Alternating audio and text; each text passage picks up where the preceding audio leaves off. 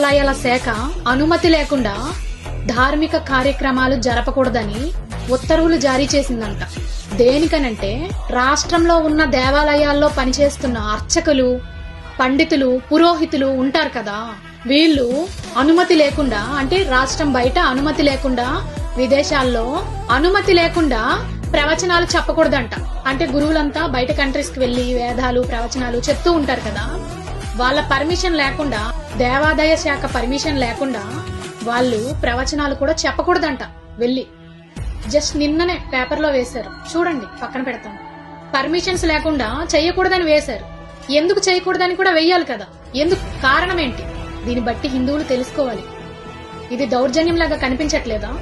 ఏ ధర్మం గురించి ప్రచారాలు చేస్తే ఎందుకు అడ్డుకుంటున్నారు? ప్రతి ఒక్కరూ ప్రశ్నించాలి, లేదంటే నెక్స్ట్ జనరేషన్ ఏం లాస్ అవుతుందో తెలుసా? ఒకవేళ మీకు బడ్జెట్ ప్రాబ్లమ్స్ ఉంటే హిందూ ధర్మాన్ని, సాంప్రదాయాన్ని అడ్డుకోవడం వల్ల మీ ప్రాబ్లం సాల్వ్ అయిపోతుందా? లేకపోతే ధర్మాన్ని తొక్కే ప్రయత్నం చేస్తున్నారా? ఏం చేస్తున్నారు? ప్రతి ఒక్కరూ ప్రశ్నించాలి. ఇక్కడ కొన్ని మతాలు ప్రచారాలతో పాటు మతాలు కూడా మారుస్తున్నారు. అవి కనిపించట్లేదా?